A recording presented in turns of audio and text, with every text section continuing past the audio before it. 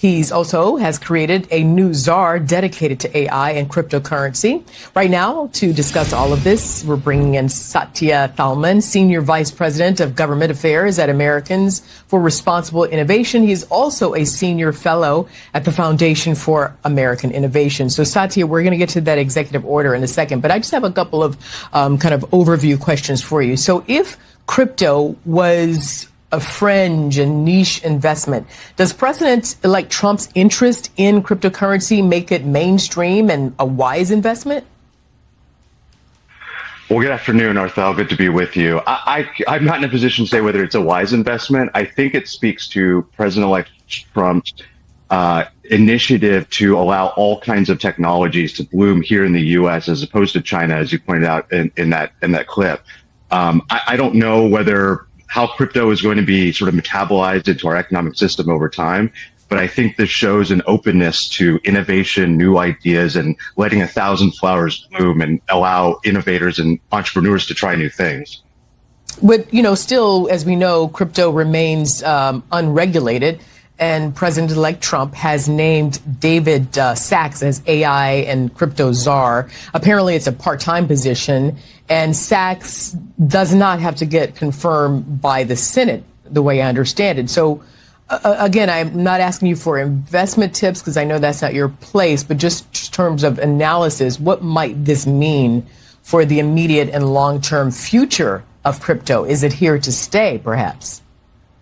I think what you're seeing in the selection of David Sachs, as well as the nomination for SEC Chair Paul Atkins, these are people who are favorable to crypto. I think what the industry wants is some kind of regularization. So to your point, I think crypto is here to stay. I think the industry wants clear rules of the road that increase confidence, that increase investor trust, so people are unlikely to be scammed, and those ventures that are acting in good faith can continue to grow.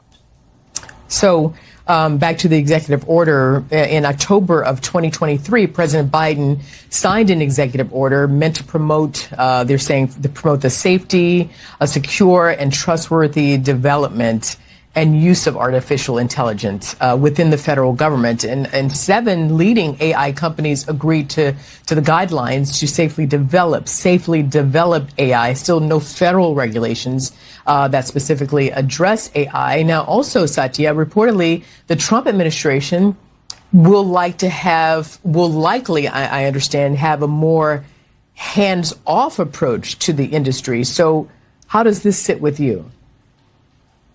Well, look, I think anyone who pretends to speak for the president is telling on themselves. But we can look to what he said, and I think we can even look to what he did in his first term. AI did not start under the Biden administration. There was extensive work done in Trump 1, an executive order, a number of initiatives to promote growth and innovation, and they used words like trustworthy and safe in those executive orders too. So I think President-elect Trump, he's been publicly saying that he thinks AI is a superpower, but also it can be really scary.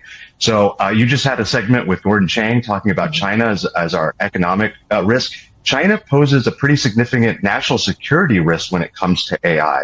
So what I'd like to see, and I think we might see, is the U.S. leading in development of technical standards. Now, these are not regulations, but we need standards to show the world so that other countries will adopt U.S. principles, U.S. technical standards, not because they're friends, because they have an incentive. It's in their interest to do it. So I think you'll see a continuation of that first Trump term of American leadership. I think President-elect Trump wants to be the leader of the world in AI.